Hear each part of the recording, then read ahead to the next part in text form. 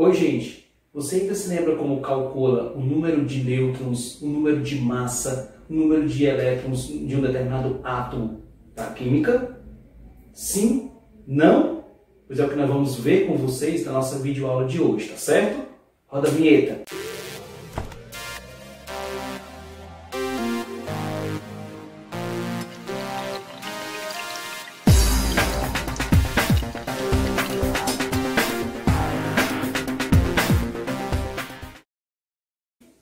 Fala galera, tudo bem com vocês? Professor Ricardo Daniel, tá? Gente, para se calcular o número de massa, o número de elétrons, o número de nêutrons de um átomo dentro da química, nós precisamos entender quais são as partículas subatômicas. Essas partículas subatômicas, elas foram descobertas na chamada evolução dos modelos atômicos, tá? É o que nós vamos trazer hoje para vocês um pouco acerca das partículas subatômicas e como fazer esses possíveis cálculos nas questões, tá bom? Venham para cá comigo, tá? O que nós temos aqui em primeiro lugar? Nós temos aqui, gente, as partículas subatômicas até então para a gente. Que são elas? Os prótons, a partícula positiva, nós temos aqui os nêutrons, a partícula nula, e nós temos aí os elétrons, a partícula negativa. Percebam vocês também que cada uma dessas subpartículas, elas têm o que elas têm, seu modo de representar, tá certo? Eu pegando o quê? Pegando aqui com vocês um átomo no estado fundamental, perceba que o quê? Que nós temos aqui nesse átomo no estado fundamental,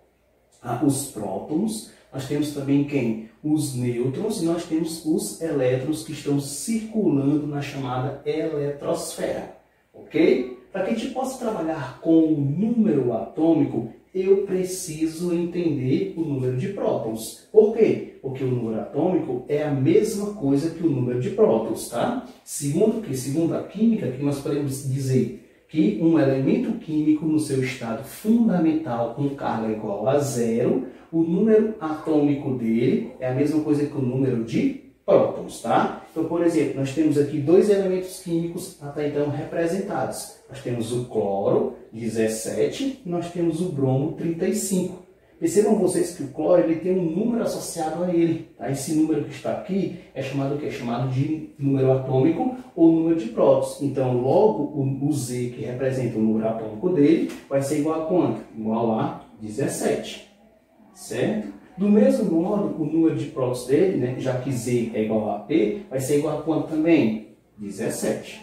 Ok? Então, percebam vocês que tanto Z como P são iguais. Logo, Z é igual a P, o elemento está no estado fundamental com carga igual a zero. Tá? Do mesmo jeito, nós temos quem? O bromo. O bromo tem o número atômico 35. Então, se ele tem número atômico 35, o Z dele vai quanto? 35. Tá certo? Logo, o P também vai valer quanto, gente? 35. Então, você acabou de fechar aqui o Z igual a P, o elemento químico está no estado fundamental com carga igual a zero, tá bom? Nosso próximo tópico que nós temos aí é achar o número de massa do átomo, do elemento químico, tá certo? O que é o número de massa para a gente? Representado pela letra A maiúscula. A massa é igual à somatória do Z mais N. E o que é o Z para a gente? É o número atômico. E o que é o N para a gente? É o número de nêutrons. Então, toda vez que você tiver o número atômico sendo somado com o número de nêutrons, você vai ter aí o chamado número de massa do elemento químico.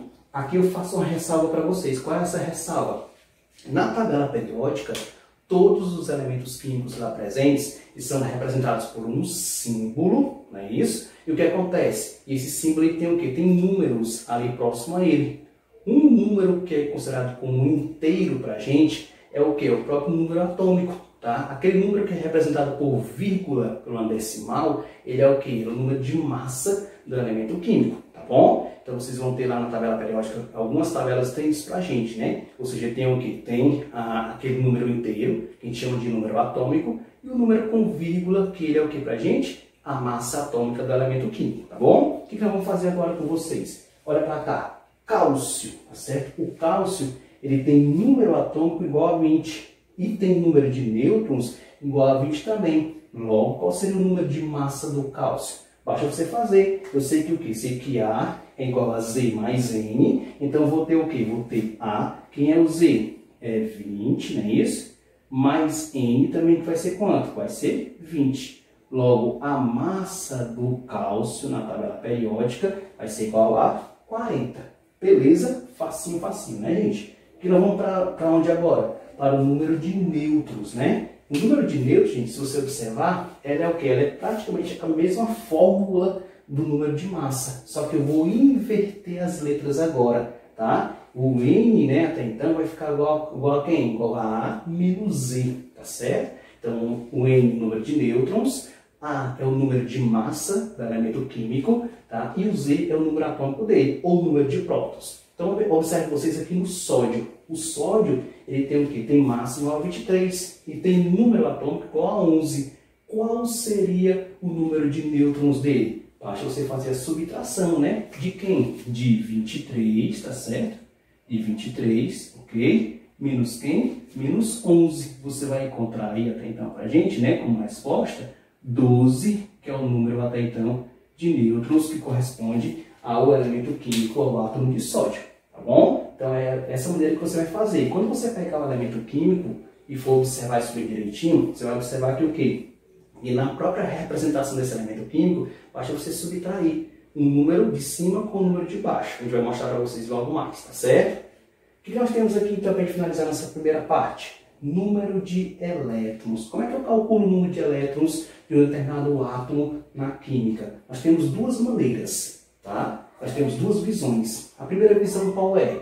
Se o elemento estiver no estado fundamental, com carga igual a zero. Se ele estiver com estado fundamental com carga igual a zero, você vai observar que o quê? Que o número de elétrons dele vai ser igual ao número de prótons, que é igual ao número atômico dele, tá bom? Então é essa a nossa condição. Agora, se ele for um íon, se ele estiver envolvido com um íon, o que vai acontecer? Eu vou ter duas visões, tá? O íon, não esqueça, né, que o íon ele pode ser o quê? Ele pode ser positivo, chamado de cátion, e pode ser o quê? Negativo, chamado de ânion. Se eu tiver um íon positivo, eu vou subtrair da onde? A carga dele. Vocês vão já entender melhor, tá? E se eu tiver o quê? Se eu tiver um íon que ele for o ânion, o que vai acontecer? Eu vou somar essa carga dele ao tal número atômico, tá? Eis pra gente a fórmula, tá? Que é a fórmula que a gente vai trabalhar quando envolver íon, tá certo? O que vai acontecer? O número de elétrons dele vai ser igual ao número atômico do elemento químico, né? Que está o que realmente perdendo ou ganhando elétrons, tá? Mais ou menos a carga dele. Observa agora comigo aqui.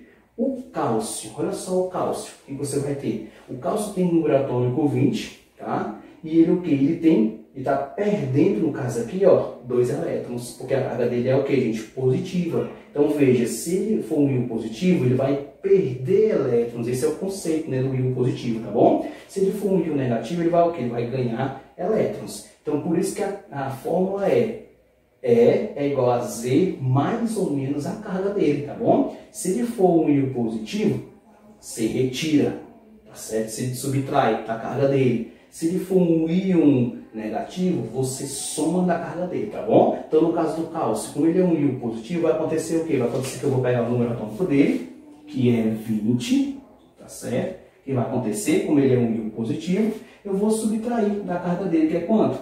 2, tá certo? Então, vou ter aí 18 elétrons no total desse rapazinho do cálcio, tá? No caso do cloro, que ele é um íon negativo, vai acontecer o quê? Vai acontecer agora o inverso, né? Eu tenho o quê? Eu tenho ele com número atômico 17, tá? O que vai acontecer? Eu vou pegar o 17 dele, que é o número atômico dele, do cloro, tá? E vou agora somar, já que ele é um íon negativo, tá certo? Eu vou somar mais um. E vai totalizar quanto? Vai totalizar, olha só, 18 elétrons também, ok? Então percebam vocês que o quê? Que para trabalhar com a questão dos íons, eu tenho que levar em consideração a carga, se ele é um íon positivo ou se ele é um íon negativo. Entendeu direitinho, gente? Deu para entender tudo bem direitinho isso aqui? Sim?